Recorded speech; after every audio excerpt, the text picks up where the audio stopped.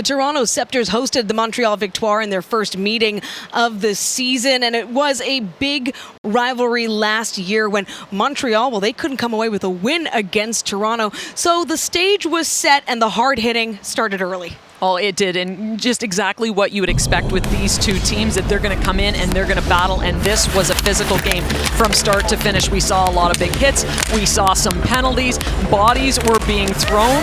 It was a fantastic game, and again, these two teams, there's a rivalry building already. Montreal, who hasn't beat Toronto, and Toronto, who's in a bit of a slump. So you could see that these two teams are competitive, they want this game, and they're going to do anything they can to get it.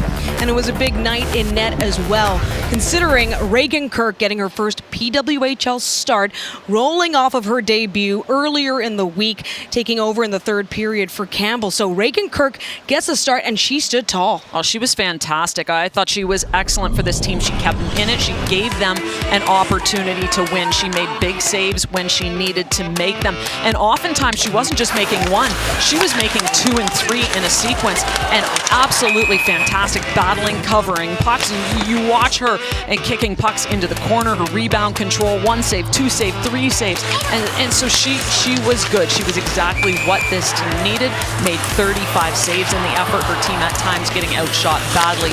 And again, she kept them in it and gave them a chance to win. Well, 11 minutes on the penalty kill was Toronto, although they were perfect through that, which is a big feather in their cap, given a 54% on the PK coming into Saturday's game. But it did come down to big goals when they mattered. Oh, absolutely. And Toronto had the lead going into the third period, but it was Lena Youngbloom who was able to tie things up in the third. Great play in the corner, drives the net, gets the backhand, turns in the forehand. And again, Reagan Kirk making the initial save, just can't make the second one. They go into overtime. This is a quick overtime. Poulin to Stacey. Stacey in, forehand to backhand, and she ends this one in a hurry.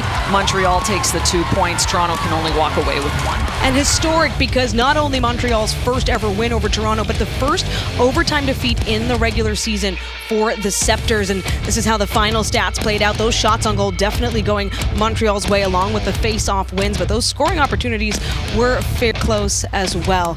But this night was about more than hockey. It was cancer awareness as well, and in support of Erica Howe. She was the backup goaltender for Toronto last season, announced her retirement in the summer. That's also when she was diagnosed with breast cancer, and the crowd, the players, the coaches, everyone involved showing their support, including at the very end of this game, the emotions flowing, Poulin and many others crying as well, because they love and support Erica Howe, who's now on that journey. While both these teams now head into the holiday break, and they will resume action next weekend.